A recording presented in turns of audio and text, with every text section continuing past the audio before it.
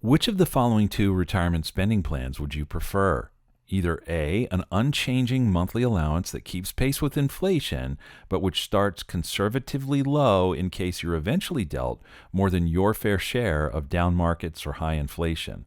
Or B, an allowance that starts off with a higher monthly income, but which may require adjustments along the way, possibly as big as 10% or more as markets and inflation actually unfold. Stay tuned as we explain, compare, and critique these strategies right now on the Retirement Lifestyle Show.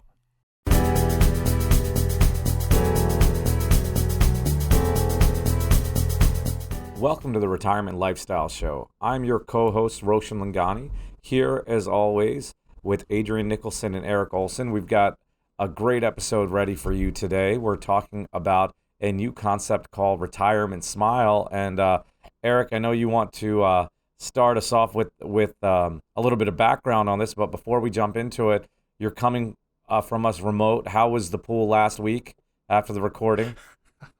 That was the best pool ever. So we had this little lazy river feature, and it just went round and round in really, really warm water. The perfect place for grandpas and granddaughters. It was awesome. Thank you. Excellent. Excellent. And now you've got your daughter and son-in-law are back in town this week, right? Yeah, they're coming back late tonight. The two granddaughters couldn't be more excited. Last night, their aunt, actually 2 nights ago, their aunt Hope came to join the action here, and so they're just completely charmed by her. And so it's just gonna be this one fun fest. We are gonna set the fun record on tomorrow and Thursday. Nice. How excited were you to have Aunt Hope show up to help a little bit? Oh my gosh. This morning was awesome. It was the first morning where my wife has been able to actually get a little extra sleep because Aunt Hope took over the job of being the one on whose bed the two girls jumped. So it was fantastic. Nice.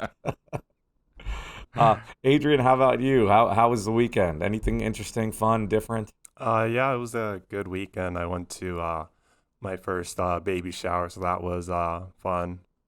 Some my friends are having a baby, and it was the baby shower, and we played all these games, got to catch up with all of them. So it was really exciting overall, just a fun weekend. Looking forward to Thanksgiving this week, just to see my family. So everything's I say this a lot, but everything's just great on my end. Everything's nice, going smoothly, going good, and excited to always be on another episode of the Retirement Lifestyle Show. Hopefully we get into some debate today. Hopefully we get into some good content today like we always do. So I'm looking forward to it. Yeah, and Roshan, how about you? We were in Atlanta this weekend. We went to visit some family, so it was nice. We hadn't seen them in years, got probably 7 years, something like that. So we went down there, visited some family, came back a little tired, but it was well worth it. It was a nice weekend. That's cool. Looking forward to Thanksgiving this week. But Erik, let's jump into this. I definitely have some Thanksgiving questions at the end. So Erik, you and Adrian found this article. Thank you. I was not there for the prep call this week, being in Atlanta. So let's start. What's the article and why is it important? Well, I'm going to actually say it's about more than an article. I'm going to talk about, I would say, listeners, the topic I would say, or the way I would frame it is, how do we solve the problem of giving you the most spendable income over the course of your retirement as you can, based on the combination of guaranteed income sources and portfolio value that you have, coupled, of course, with your risk tolerance. How do we do that? And so the typical way in which that's been approached has been to say, all right, let's determine what's a sustainable level of spending with a high probability of never running out of money, and then let's just use that with an inflation adjustment. And some people have said, are we as planners really being fair to our clients in this way? Are we asking them in some ways to spend too little? What if we introduce some other approaches rather than just this static inflation adjusting approach? And maybe our clients would be able to live a fuller life, I guess you could say, whether it's spending on themselves or giving more money away to their kids or the causes that they care about, rather than being constrained by some perhaps artificiality of some of these static retirement income rules. So why this subject is important, it may seem as though it's something maybe more as a technical conversation between financial planners, but it really has direct ramifications for you, our listeners, in that whether you're working with us or you're working with someone else, it's worth your having a conversation about some of the what I'll call dynamic retirement income strategies that we're going to discuss today. Dynamic in the sense that they don't follow that static, steady inflation adjusting rule, but instead incorporate other assumptions. And we'll talk about a number of these alternative approaches. Yeah, I completely agree. It's more than an article. Let's start with the concept of it, though. It's called the Retirement Spending Smile, and we can share this article. But the concept All right. is that your So- spending is like a smile. Yeah. So, all right. So let me just frame it like this. I would say we'll talk about, we have sort of a drill down on one of these dynamic strategies known as the retirement spending smile. And incidentally, credit where credit is due, this is attributable to a fellow named David Blanchett, who's at Morningstar. And David developed this concept a while back as I think it was 2014 or thereabouts, he observed that the actual behavioral data or survey data that were available that talked about how people actually spend, he observed that, in fact, over time, leaving aside the medical expense component for right now, he observed that over time, what they do is they see this gentle decrease in their spending. And his observation was that might be somewhere in the neighborhood of about 1% per year. Again, leaving aside the medical expenses, that there would be an across the board decline. Now, why would that? What possibly could account for that? Well, it's been described in various ways, but I think most people would acknowledge that when you're coming right out of the gate and you're entering into retirement, a lot of times you have some pent up spending goals. You have a pent up spending goal oftentimes with respect to travel, or it might be home improvement, or it might be entertainment of various kinds, or you might have this bucket list that you want to go take care of. And then over time, as you get some of that out of your system, that starts to ebb away. Maybe you just, instead of heading out to, let's say, the Four Seasons or someplace that you're more inclined to just stay at home, more staycations, or instead of eating at that five-star Michelin restaurant, you're more inclined to head out to the 4:30 senior special at Denny's or something like that. So you see this gradual decline on that side. On the other hand, there's the medical component of your spending, which gradually increases. And that's just a function of both the healthcare expense inflation in our country relative to general inflation, but it's also because you tend to utilize healthcare resources more as you age.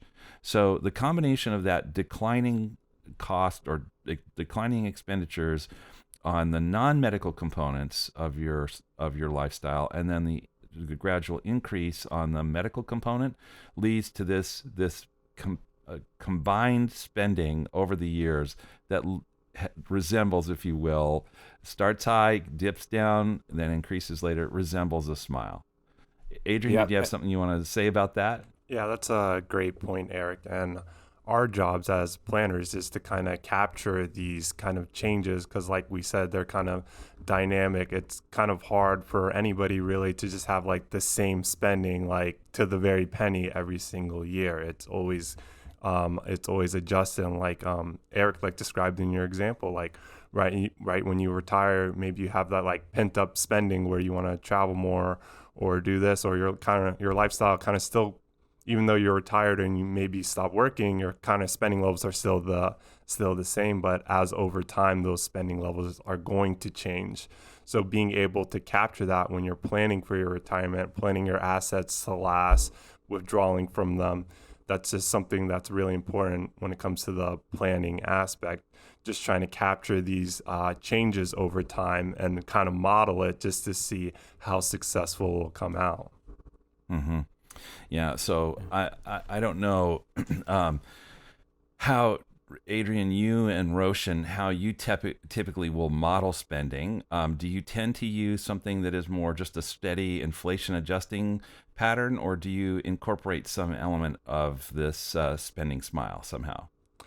We definitely factor in inflation. I think one of the biggest things that we do is kind of that annual update we do with clients, trying to kind of, because it's kind of hard in that like initial first meeting where you're sitting down with you're having this conversation, and for them to know every single aspect of where their money's going or where it's being spent.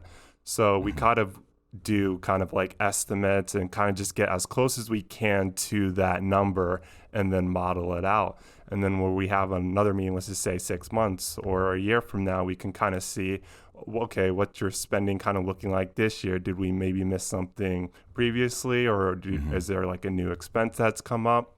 And then we'll kind of fine tune it that way. I think is something that's really good when you're kind of updating these plans. It can be extremely important. And then you also have those very conservative or aggressive assumptions where let's just maybe like overstate kind of some of your spending and see what it does. Let's kind of understate it and see where it does. And I think the kind of concept with this kind of episode is the importance and value of running these multiple scenarios and always kind of adjusting it and saying, well, let's kind of like X's and Y inputs. Let's see what happens if we do this, how it will look like. Let's see if we do this, what it will look like. So running those multiple scenarios and kind of updating it and fine tuning it till you kind of really get to the overall spending targets for a year, I think is really valuable. So Adrian, it sounds like what you're describing is finding what's sustainable is you're not doing it on some sort of fixed percentage. You're doing it on probably what's known as a Monte Carlo probability framework. Is that what you're using? Yes. Mm-hmm. And those then are some of the scenarios certain... we run. Yep. Okay, so when you find that happy medium between not too much and not too little, it's less defined by here's the withdrawal rate that you could or should use, but instead are you defining it by a probability of success using Monte Carlo? Yeah, it is a probability of success. And again, it's kind of just trying to stress test a bunch of different scenarios and see what the outcome are. Because again, working with like certain estimates and having as much like accurate data as possible can kind of really paint most of the picture, where over time you're really just trying to just fine tune and update it to really get to kind of what works and what does. I think is extremely important. Okay, well that's really interesting. So Adrian, I noticed Roshan's back. Roshan's internet went out. So Roshan, where we are in this conversation is we were talking. I was about... here. Oh, you I was were here the whole time. Just the camera didn't come back on. So, okay. I'm fully caught up. But I like one thing I like about this article is the concept of the they break down the years, the go-go years when you're essentially spending more, the slow-go years when things flatten out, and then the no-go years where they're saying, yeah, your spending goes down, but healthcare costs could go up. That's what creates the smile. But I'll tell you what I don't like about this article, and I think this is a very important concept, that everyone's situation is different, so you've got to do what's right for you. So if I'm overstating someone's expenses and they have an excess, we do review how to spend it. What I don't want to do is understate your expenses and have you run out of money. Yeah. And I fear that if you shift to this methodology, you're more at risk of doing that than what we typically use of the inflationary adjusted version. So if you're listening and you're trying to figure out how this applies to you, well, if you're on track for the inflationary adjusted version where your expenses go up with inflation and you keep spending, I don't know that you need to spend time on this. Whereas if you're not on track and you've got to figure out how to close the gap to make sure you have enough assets, you've got to spend more time on this and potentially adopting this concept. Okay, so I find that really interesting. So I would say, can I return to that argument with you in just a bit? Because what I'd like to do is just finish laying out a couple more of these dynamic approaches, and then we can talk about them as a group are they useful or not? Is that all right with you? Yes, let's go. Okay, so we've talked about, one of the approaches that we started out with is just the static approach, inflation adjusted. The second approach that we talked about was the retirement spending smile. The third approach that we didn't really name, but we kind of got down is a version of this, which is, I'm just going to call it ongoing financial planning approach with a probability of success model. Where if you're going to a financial planner because you say we want to have one plan to tell us for the rest of our lives whether we have enough money, you'd better hope that the financial planner with whom you meet does something along the lines of safety first. It is really just trying to say, okay, if we're never going to have another conversation, then what I'm going to tell you is here's what I think could be your starting point on a sustainable level of spending. It may be less than you're spending now, and then please don't do anything other than have this increase with inflation, because if you let this get out of control, if you're never going to rely on a financial planner again for another conversation about this, there's not going to be anybody there to kind of help you evaluate whether or not it's still working out. But hold on, Eric. I gotta add to what you just said. A couple things in that dynamic planning approach. Mm-hmm. If you're a couple things, I've had people in the past say, "I don't have enough money for a financial plan," and I will tell you, if you don't have enough money, you need a financial plan more than anyone else. Okay. And the reason I say that is, if you've got more money than you need, our job then is to make sure you sort of maintain, you get good rates of return, things like that. If you don't have enough money, you've got to figure out how to make what you have enough. So I think financial planning is that much more important for you than someone who's got more than enough. The second thing I'd say, you had mentioned about doing one plan for your life, and that's kind of it. I would argue against that. Yes. There are too many assumptions. There's too much in there. One of the greatest financial planners, Mike Tyson, said everyone has a plan until they get punched in the face. What? He may not be one of the greatest financial planners, but I love that quote. And I'll tell you, getting punched in the face, so to speak, happens to people financially all the time, where you've got to adjust. If it happens, and punching in the face is not a good thing, right? But there are. I'm just making the point that things change, that you've got to plan for them. Some are positive, some are negative.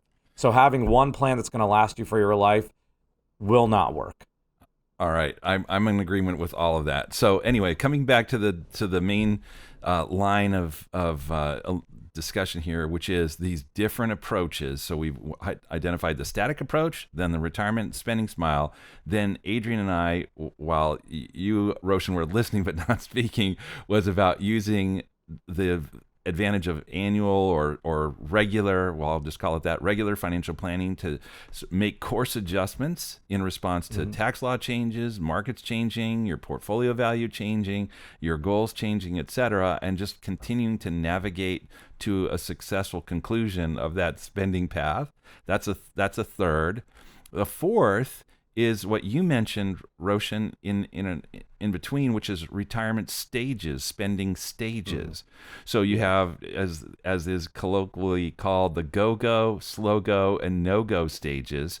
An example of that would be to say, all right, we'll have inflation-adjusted spending until age X. Let's use, for example, age 75. Then at 75, we'll cut everything by 10%. And then from that point, we'll continue to inflation adjust until another age, say age Y, let's use age 85, cut another 5%, and then inflation adjust out from there. So there you have, that matches these different stages. Still another approach is known as a guardrails approach.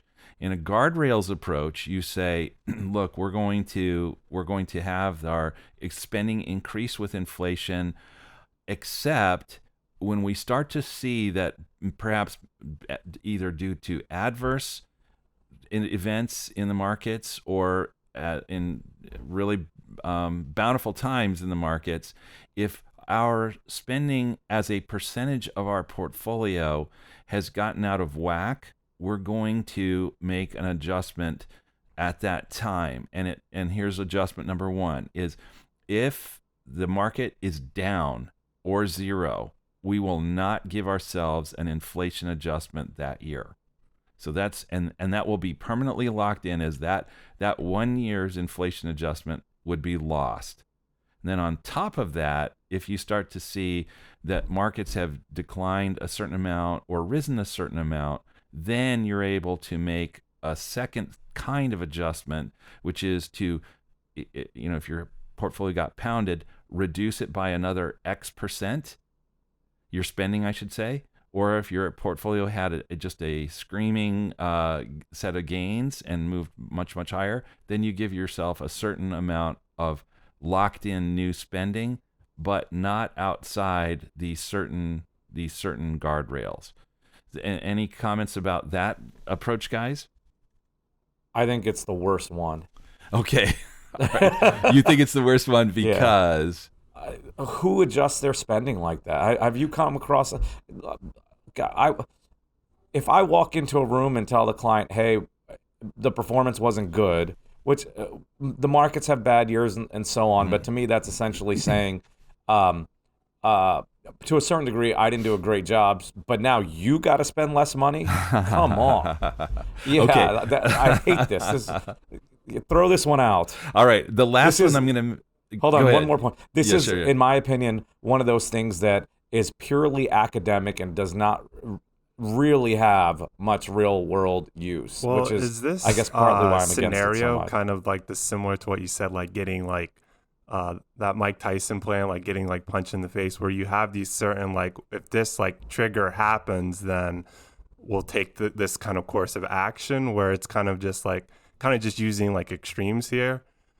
You have these certain scenarios in place where, if this goes wrong, then we'll have to just the only answer would be to just fine tune this spending adjustment or something like that. I think it's important for plans to have that in place, but I also get what you're saying where, you want to kind of maintain those certain spending levels.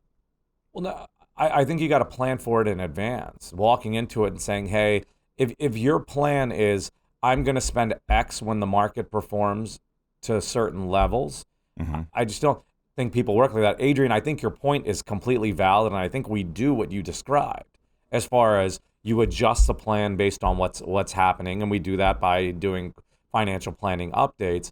But I think you've got to have other things working for you, whether it's as simple as diversification, cash, or portfolio adjustments that make it so you don't have to change your lifestyle because of it. Now, the other part, the counter to that I will say is if you're someone that wants to do that and are comfortable doing that, go for it. I just can't imagine walking into a meeting with the client and say, hey, the market didn't perform well. No Starbucks for you this year. Well, yeah, but there's also the other scenario where let's just say this client comes in and said, hey, Roshan, I opened up this huge restaurant without telling you, and it went belly up. Can I still maintain my spending levels? It's kind of taking both ends and planning for it, I guess. Yeah. Well, and tell me if I'm wrong on this, Erik, but that's totally different. The Guardrails just says you adjusted based on market performance. Not that you made, and let's call the restaurant, you wanted to open a restaurant for your whole life. You did it in retirement and it failed. Before you open that restaurant, I'm hoping we have a contingency plan where if it doesn't work out, what's going on. But let's just say they didn't tell us, like you said, Adrian. I think that's a different scenario from the Guardrails approach. Yeah, well, I guess, that makes sense. If it's solely focused on market performance, I understand that aspect of it. Yeah. Well, I'm gonna save my critique of it for just one moment. Let me mention one last approach. Okay, so we've talked about the static of inflation adjusting approach. We've talked about the retirement spending smile. We've talked about ongoing financial planning with sort of a constant navigation to success. We've talked about the retirement spending stages, go, slow go, no go. We've now talked about guardrails, and then finally, let me talk about one more that's called floor and ceiling. And so floor and ceiling in this particular case says, hey, we're going to adjust with our portfolio's withdrawals each and every year by how much, or pardon me, our retirement income withdrawals. We're going to adjust those each and every year in precise correspondence with what our portfolio's increase or decrease was in the prior 12 months. So if our portfolio went up 10%, then we allow ourselves to increase our spending by 10%. If it went down by 10, we do the same. But there is a floor and a ceiling on each of those. From whatever was our initial withdrawal rate, adjusting for inflation over time, we'll never put ourselves in a position, or we will not pre-commit to reducing our spending more than 15% below what would have been the long-term static inflation adjusting approach. That way we can and on the flip side, we also pre-commit to not raising our spending above 20% more than that static inflation adjusted spending either. So by pre-committing to saying, yes, we can live with that sort of decision rule or that sort of a framework, then what does that do? Well, presumably, and here's where I'm now going to start to enter into the critique in response to what you said, Roshan.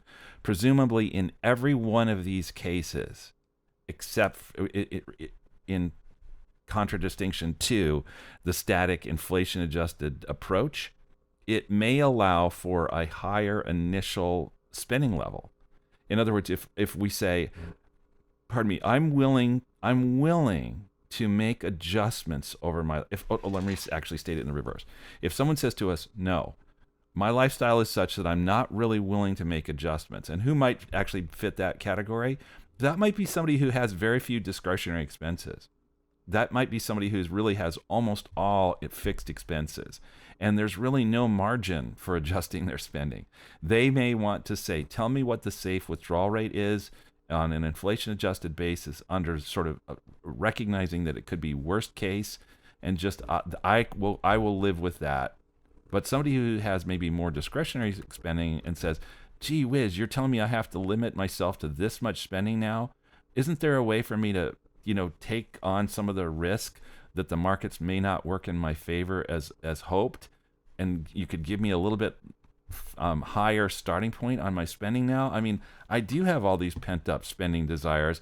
I'm willing to adjust later on if the hand that the markets deal me and the inflation framework deals me are adverse. I'm willing to make adjustments later, but I don't want to make them now on the assumption that I am living in the worst case environment, or sort of as a prior assumption entering into this phase. In other words, bottom line is that being willing to choose one of these retirement adjustment approaches or dynamic retirement income approaches may allow us to say to a client with a degree of confidence, yes, you can start at a higher level now if you're willing to adjust later, and let's just pick a rule that we'll follow.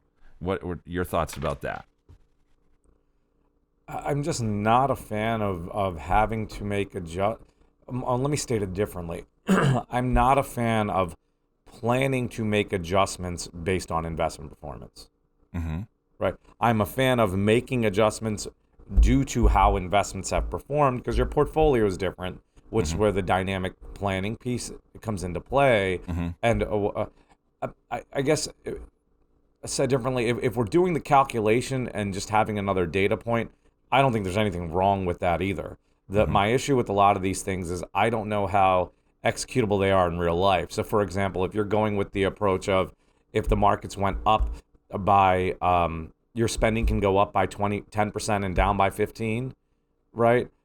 I'd want to break down where those spending, what is, identify that 15% cut or that 10% increase at the very beginning before we go through it, as opposed to saying now we've got to cut or now we can spend more. What do you want to spend it on? Or what do you want to cut?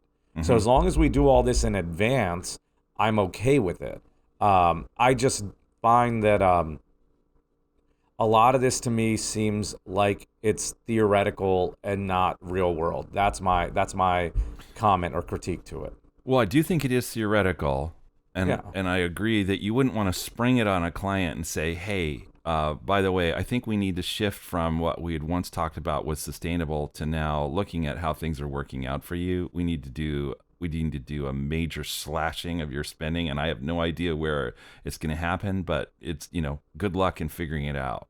I agree with that. Well, and not even good luck, even if you're willing to help them figure it out. If you're going to do this approach, I think you've got to figure all this stuff out in advance, Well, right? so how do you do? I have a solution to that. Is there a way that you do that with clients in advance? Do you segment their spending in any way so that it would be an easier project of anticipating where some of those reductions would be made? We do segment their spending and go through their expenses. So yeah, we do that, but I have not had the closest conversations I've had to people with this are if we're running a scenario for long-term care, they decide to self-insure and they can't fully afford it, and then we say, okay, well, what would you be able to realistically adjust or cut back? And those cutbacks and adjustments have to pass the test of being reasonable and realistic. Like, I've had clients tell me they'd moved to a foreign country where they have no connection, have never been to, and never met anyone there from there, right? They're probably not going to do that. I've had other clients say they'd make certain adjustments that are very realistic and reasonable. So I do plan that in advance. What I don't do is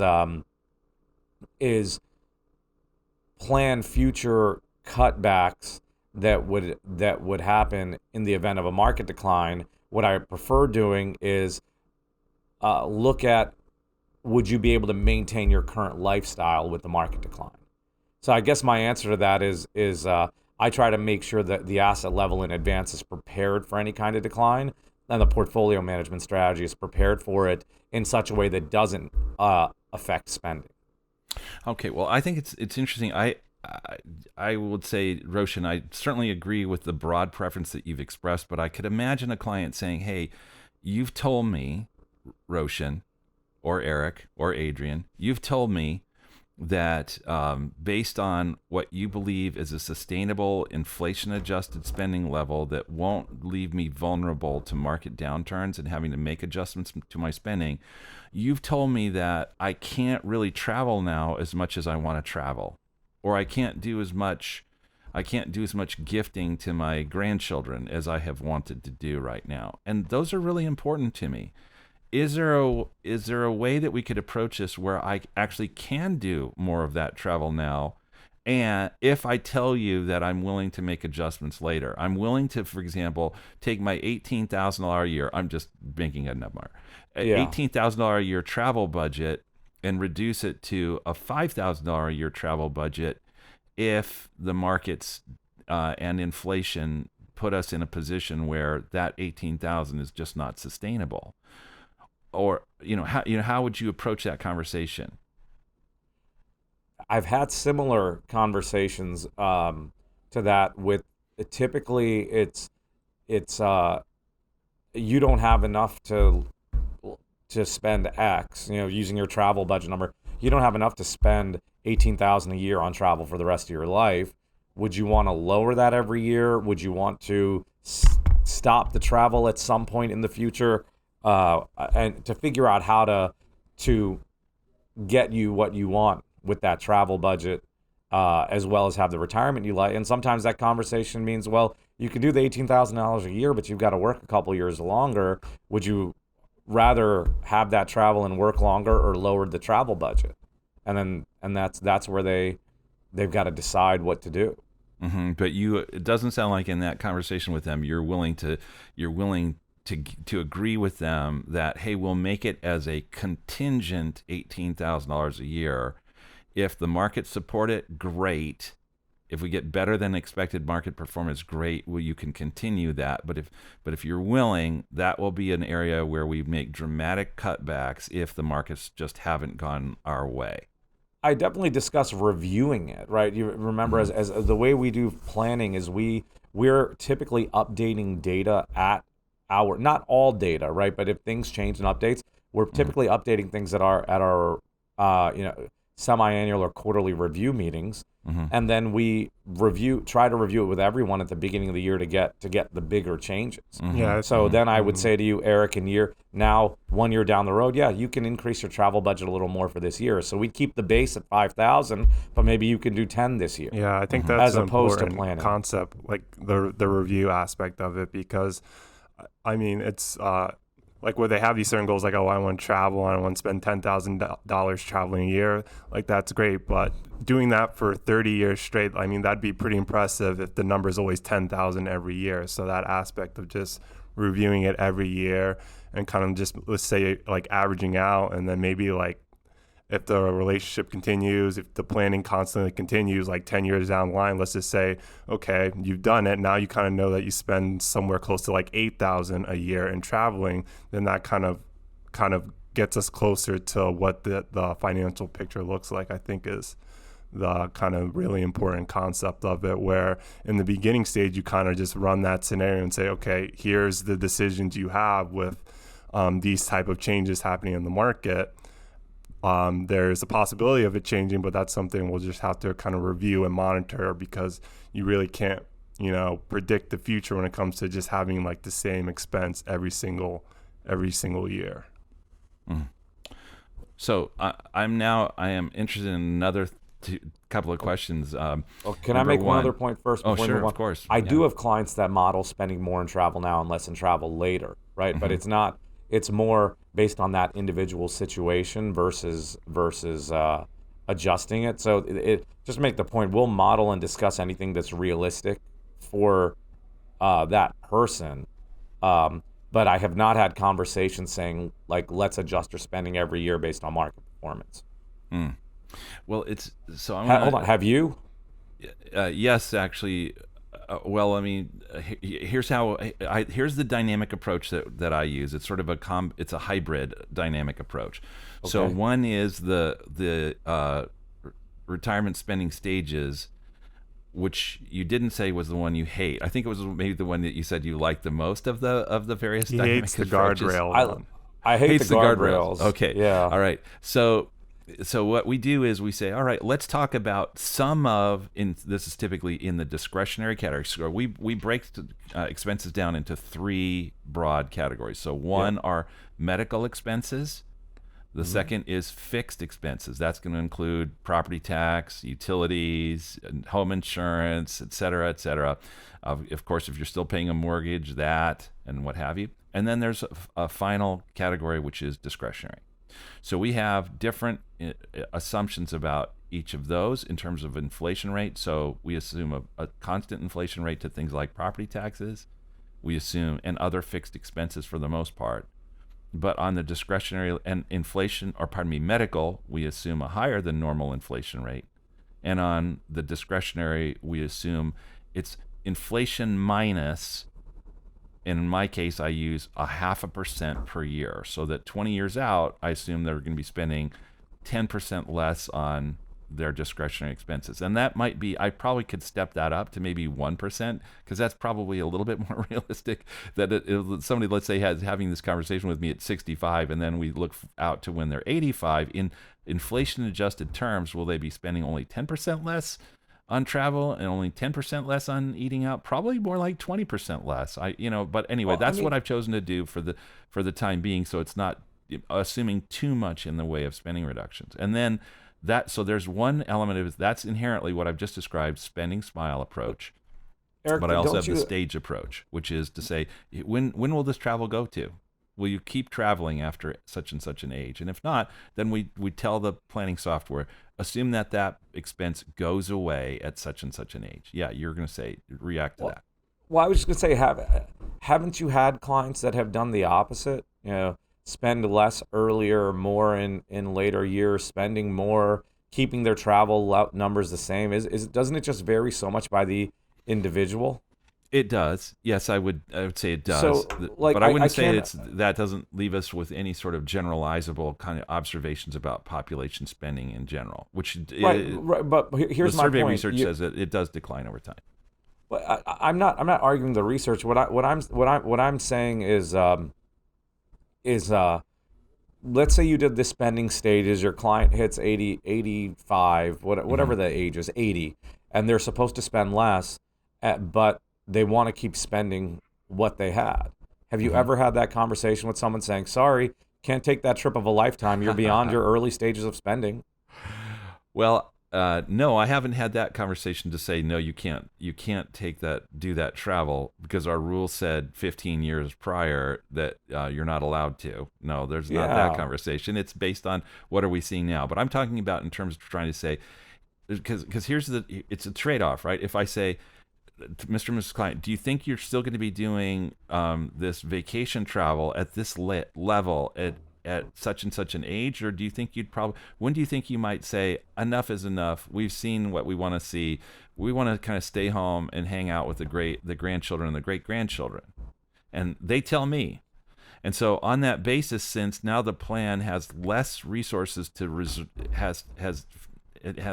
doesn't have to reserve as many resources for these clients at that age for that travel on an indefinite basis. It frees up more resources now to tell them comfortably they could spend more now on other sorts of things. So it's trying to think in realistic terms based on their preferences where they would want to allocate their resources given their goals and how those are staged out over time. Do you think that's a poor approach? No, I don't think that's a poor approach. And as you can tell, I am really an advocate of doing these updates and things dynamically and then seeing how it impacts it then. And the reason is I guess I put a premium on having people maintain the lifestyle they want. And if they can't, we adjust, right? But and I do have situations where, as I said, people aren't way ahead of schedule, so we've got to make adjustments now. I'd rather have news for them later that they can spend more than tell them now's the time you got to spend less. And I get your point about gifting with clients. Another thing, and you can tell me if you have typically seen things different, but I found that most people are sort of who they are from a spending perspective. You have people that are savers, you have people that are spenders. And I have conversations, I think of a few clients off the top of my head where every year I'm trying to encourage them to spend more money, right? Just spend more. And I like being able to deliver that message. Now I do have conversations with clients where they've got to spend less. I do it. I hate doing it, but I do because I don't like to be the bearer of bad news. But I'm just fearful that if I'm modeling lower spending, you're going to run out of money because I didn't do a great job of planning. And things change, right? I'm not trying to say it's a bad job of planning to someone else. I'm not trying to put that on somebody else, but that's how I would feel personally.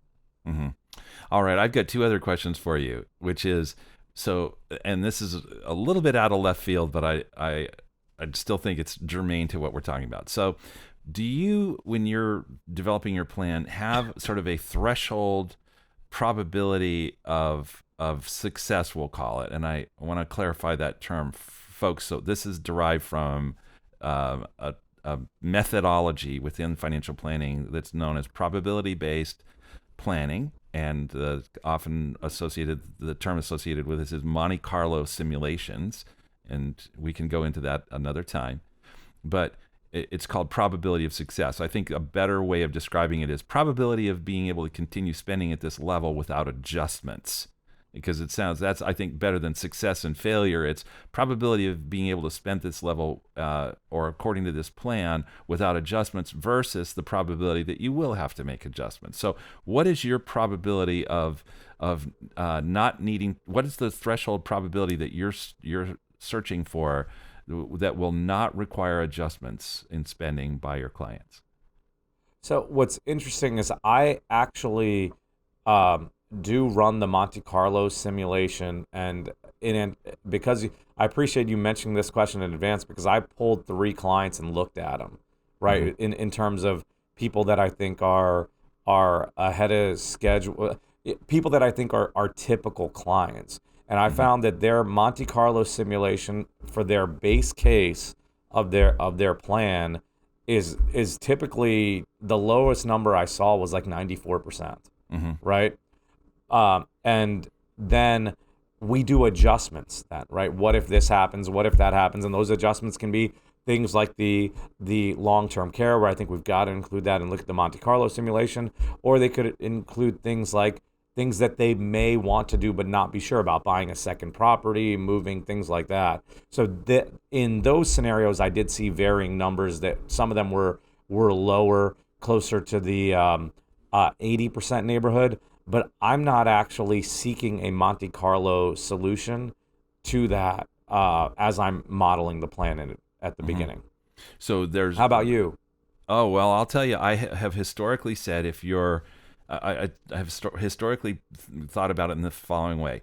If you're 10 years from retirement and I can see that the path we're on has a 75% likelihood of getting you where you want to go without having to make spending adjustments in retirement, I'm feeling good about that. When we're 5 years, I'd like you to be at 80.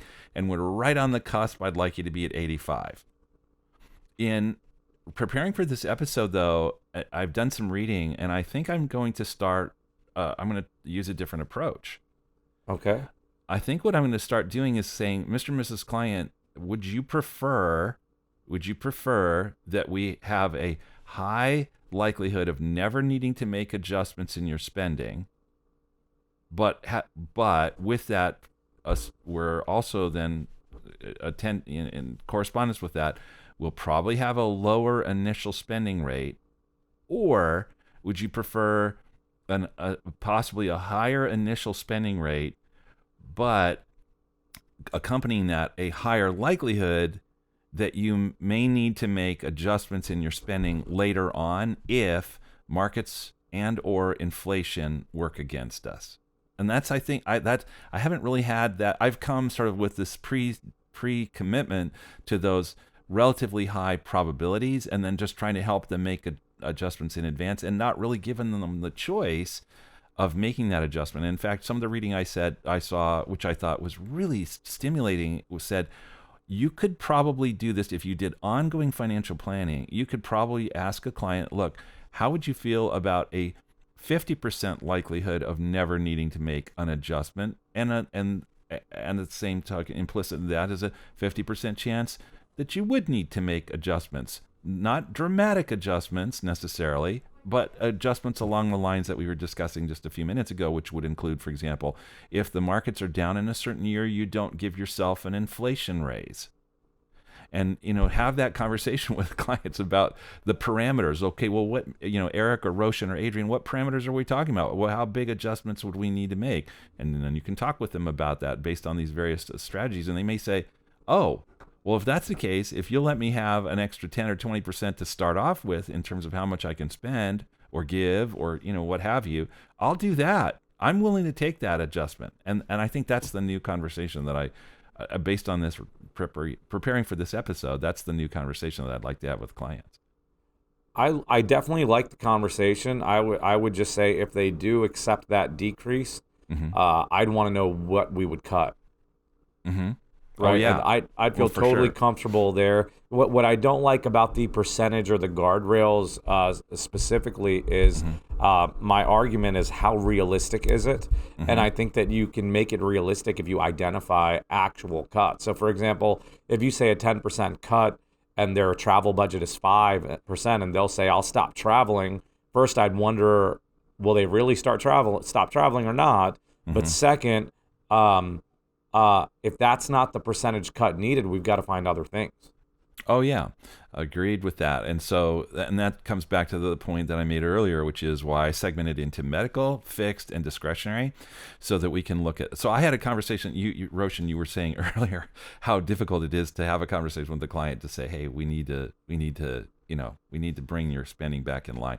So, I love these clients, and if they're listening to this episode, they'll understand. I think that this, I'm not going to name them, but 7 years ago, we'd set up a plan, and we dictated a certain spending level, acknowledging that this was a pro forma type of plan, and that it's often actually the case in the real world that people tend to exceed these sort of level inflation adjusting expenditures over their lifetime by doing some of those more pent up expenditures on home improvement and travel and what have you at the get go, and then later they adjust downward. Well, in this particular client's case, they did kind of go above where they were to the tune of about above what the plan had stipulated. They went about 35% per year above that spending level to do a bunch of home improvement stuff that they wanted to do. Well, that added up to about $200,000 of spending that hadn't been assumed or accounted for in the plan that we had done 7 years before. And they'd been sort of reluctant to do ongoing updates, even though they've been clients for a long, long time. So finally this year, I sort of said, we really, really need to kind of dig in. We really, really need to look at your spending and make kind of do a full inventory of where we are and see if that is sustainable, because you're at a much higher level now. And so when we looked at it, basically what I had to say to them is, if we go back to the original plan and we're in the neighborhood of that, you should probably trim your fixed expenditures by 10% and your discretionary expenditures by, get this, wait for it, 60%. Whoa. So, let me ask, just as an example, what fixed expenditures could they actually cut back on? Well, that's a good question. So in part, I don't think those are easily done overnight, but some of the areas of, for example, groceries and household supplies, and I do count home improvement as a fixed expense. There's I guess home improvement or home maintenance versus home upgrades. I should probably categorize those as two separate line items, but some of those. And as a result, you maybe in terms of vehicle replacements, you don't necessarily go for necessarily as frequent a replacement or as nice a replacement next time. Of course, you don't have any influence on other things. You can't dictate to the gas company what they're going to charge you for natural gas, or the electricity company, or what have you.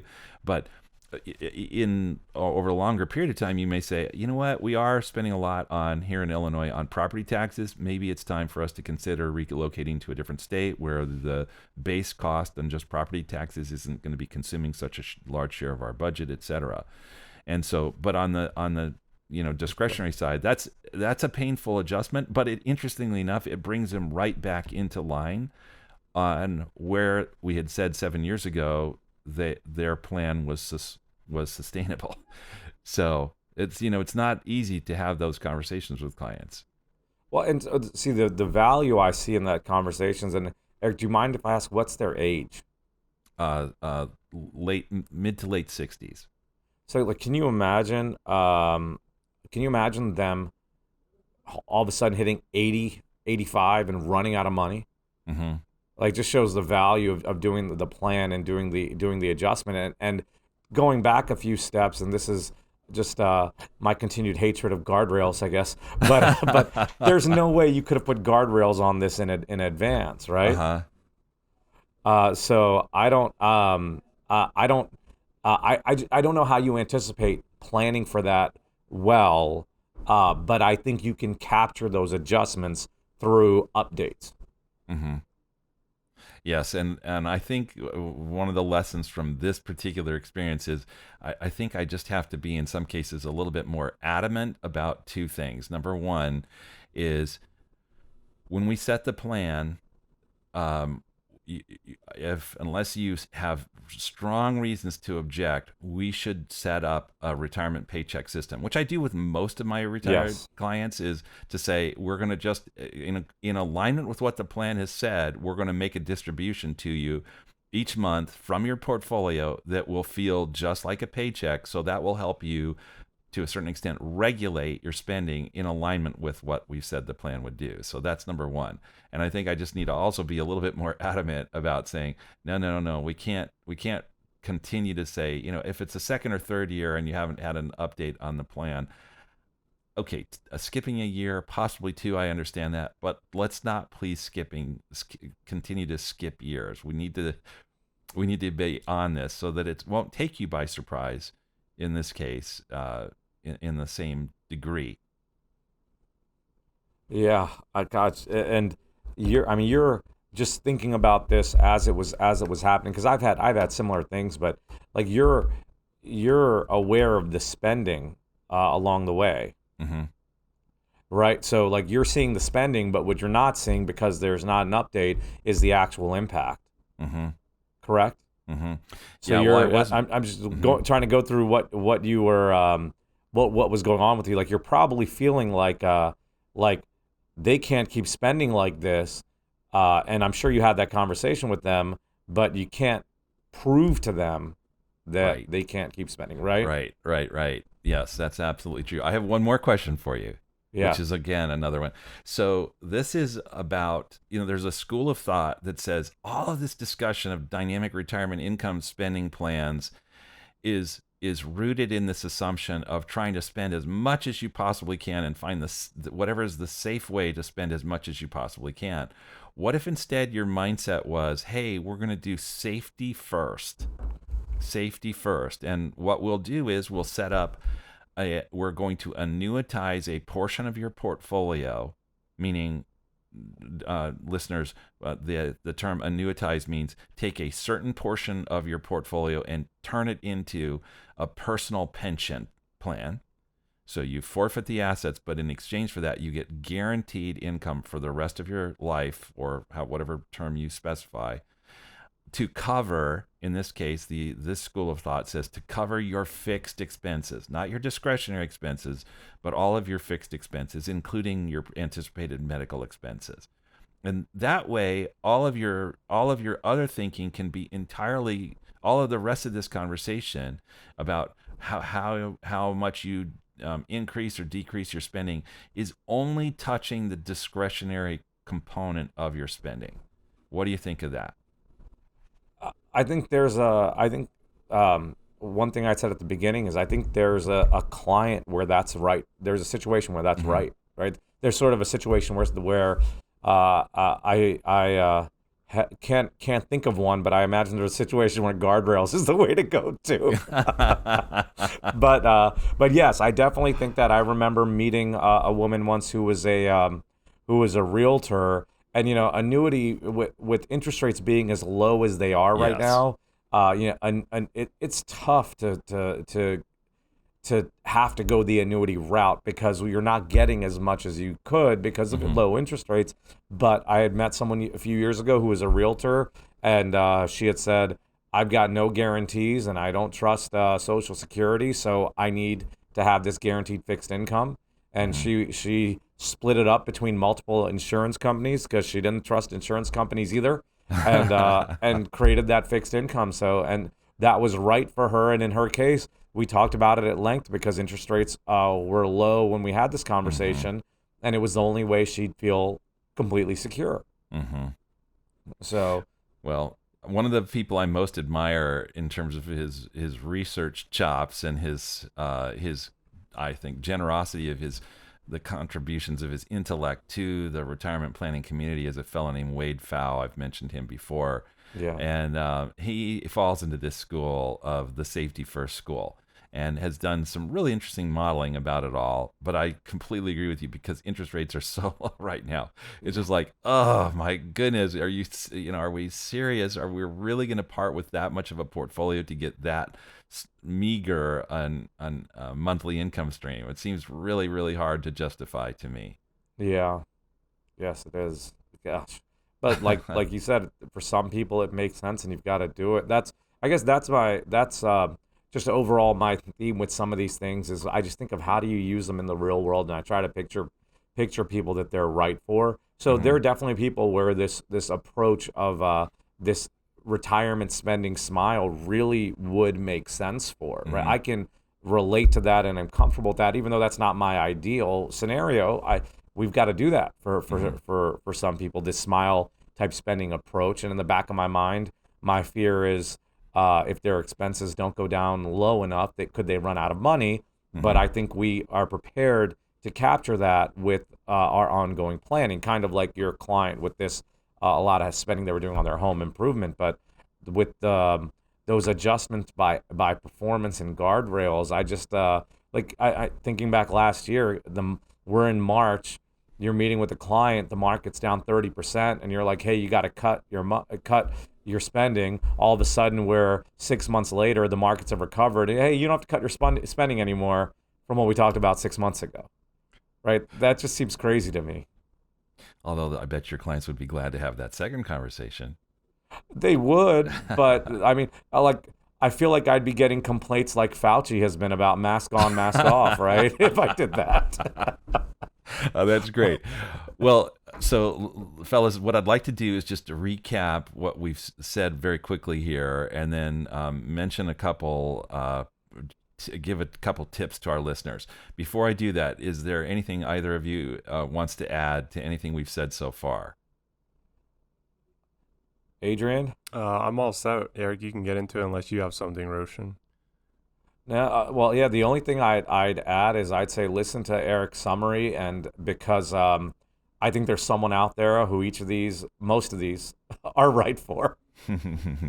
All right, so folks, just to recap here, from a planning standpoint, you in your conversation with your planner, or if you don't have a planner, or your planner isn't really a planner, is an investment jockey who doesn't really do any sort of serious planning, then find a planner. We're also available, and you can find our contact information on our webpage, retirementlifestyleshow.com, retirementlifestyleshow.com. You can find the section there where you can contact us, and we'd be happy to have a conversation with you. But what we've said is that the kind of general practice within the financial planning discipline today is to use an inflation adjusting constant rate of spending. And the question is could you as the client have potentially an interest in shifting some of the risk of poor future markets and high future inflation, that shift some of that risk onto yourself and accept the willingness to adjust later in life under a certain set of circumstances in exchange for potentially having more on a monthly basis to start off with when you enter retirement. And if that kind of trade-off sounds frightening to you and you have no interest in that, then we would recommend that you, with your planner, stick with that inflation-adjusting constant level of spending with a high likelihood of never having to make adjustments, a Monte Carlo probability of never making adjustments. On the other hand, if you think, no, that trade-off actually sounds worthwhile to me, then you might want to have a conversation with your planner about one of these various dynamic retirement income spending strategies that we've discussed. Retirement Smile, the stages, go, slow go, no go, the guardrails, or the floor and ceiling approach, there are others as well, but those are at least some of the ones that we've talked about. Or the one that essentially the three of us tend to use most often is a kind of hybrid approach, and in my case in particular, a hybrid approach, but also with all of us, just advising ongoing financial planning to continue to see and monitor whether your spending is still supportable at the levels that we had originally specified, or whether you can now do more, or whether you'd be advised to spend less, and then just navigate in that way with a more fluid approach that is, again, probability of not having to make future adjustments. So if you're thinking, wow, Eric, I have no idea which of those I'd prefer, then first of all, that's no discredit to you. That's how could one know? You might be thinking, it's not unless I know whether or not I'm, overstocked, that the shelves of my portfolio are overstocked and I don't need to make any adjustments, then I might want to take that first static approach. On the other hand, if it turns out that my spending ambitions are somewhat higher than what my portfolio it really would support under that first approach, then yes, maybe I would be interested in some of those adjustment-based strategies. So that's a conversation to have with your planner. And again, if you don't have a planner, or you don't think you're getting good advice from your planner, we encourage you to seek one out, and you're certainly welcome to seek us out. Finally, we hope you're finding value in this show, and we want to ask you, if you haven't done so already, to go to your favorite source for this, whether it's Apple, Spotify, Stitcher, you name it, and leave us a review.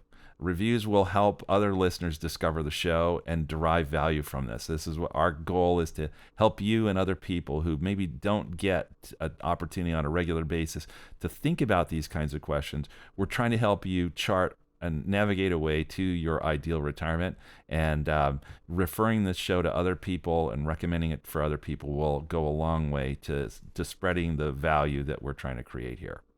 Guys, anything that you'd want to add to any of that? I think it was great. We do this podcast to educate you, the listeners, help you in getting some help with your financial planning. It's not necessarily supposed to be an ad for go get a financial planner for us, for our industry. But this is one of those episodes where I think it really shows the value of planning and how there's so many options out there. You've got to figure out what the right planning fit is for you. All right. Well, without further ado, listeners, thanks for tuning in this week. We'll be back next week with another episode of the Retirement Lifestyle Show.